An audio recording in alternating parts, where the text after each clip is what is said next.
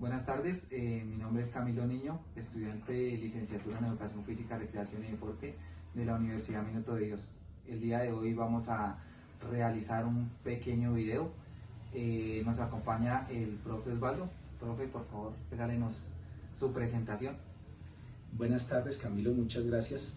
Como dijo el estudiante de Educación Física Camilo Niño, soy docente de Educación Física, Recreación y Deportes y he estado en el mundo deportivo por 25 años con muchas características de entrenamiento principalmente y ahora dedicado a la educación de jóvenes de bachillerato. Bueno, profe, pues el día de hoy quiero hacerle una serie de preguntas con respecto a los decretos de la educación. Ya que el profe pues está en el ámbito público en este momento, ¿cuáles son las diferencias que encuentran los estatutos docentes vigentes? Bueno, dentro de los estatutos vigentes hay dos principalmente que rigen el modelo público. El estatuto 2277, que nosotros le llamamos el de los antiguos porque va creado desde 1979, y el estatuto 1278 creado en 2002. Tienen muchísimas diferencias a nivel pensional, tienen muchísimas diferencias a nivel de sueldo, tienen muchísimas diferencias a nivel de evaluaciones, tienen muchísimas diferencias a nivel de la pedagogía como tal para poder ir en el ascenso.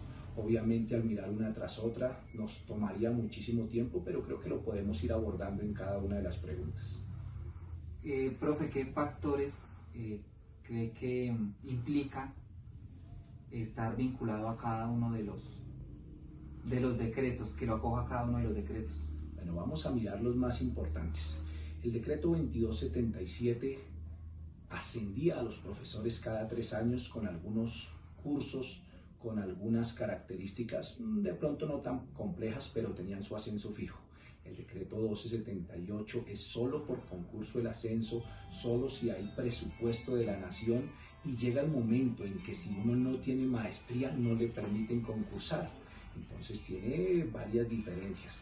A nivel como tal de evaluación, los docentes 1278 somos evaluados todos los años por el rector con unas características que se deben ir midiendo mes a mes.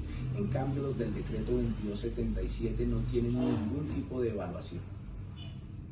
¿Profe, cree que hay equidad en este tipo de decretos? No, absolutamente no. Voy a dar un ejemplo clarísimo y es la forma de pensión. Los del 2277, gracias a diferentes características, se pensionan con el 75% del último año de sueldo.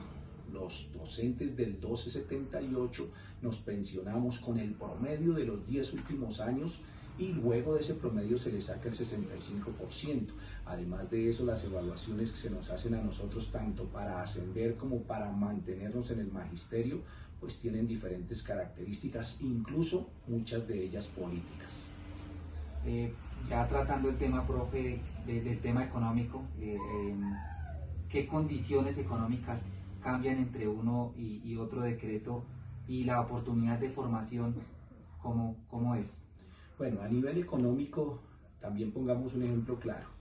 Un doctor del decreto 1278 puede llegar a ganarse 13,5 millones de pesos mensuales con todas sus prebendas. En cambio, un doctor, si llegara a verlo del modelo 1277, solo llegaría a 7 millones de pesos en este momento, 2025. Pero vamos a mirar qué doctor del decreto 1278 hay y miramos si de 350,000 profesores no llegamos, o mejor no llegan a ser 1,000 los doctores. ¿Por qué? Porque es que un doctorado en Colombia oscila entre 80 y 120 millones de pesos. Si nos devolvemos a la maestría puede ser entre 30 y 50 millones.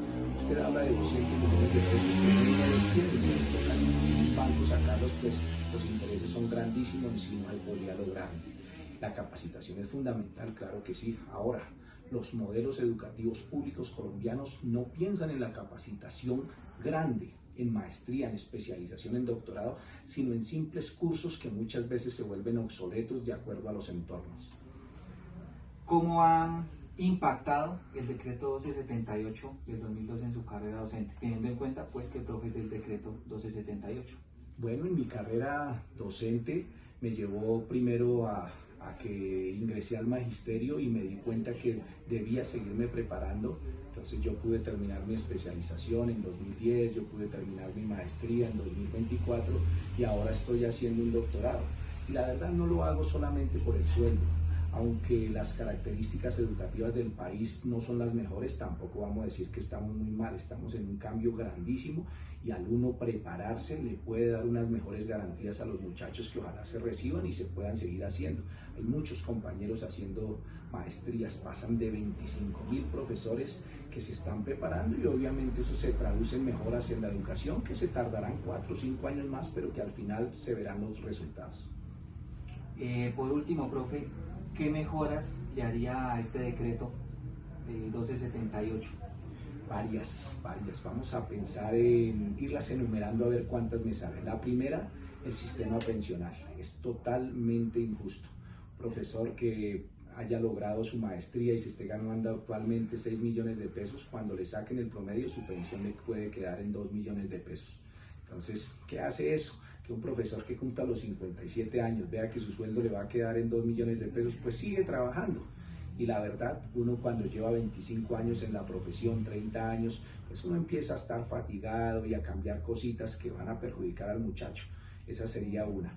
Dos, las evaluaciones tienen que ser de carácter formativo. Yo sé que uno se equivoca, claro que sí, pero que esa evaluación sirva para mejorar y no para ver cómo lo sacan a uno del sistema, no para ver cómo le desadaptan sus características.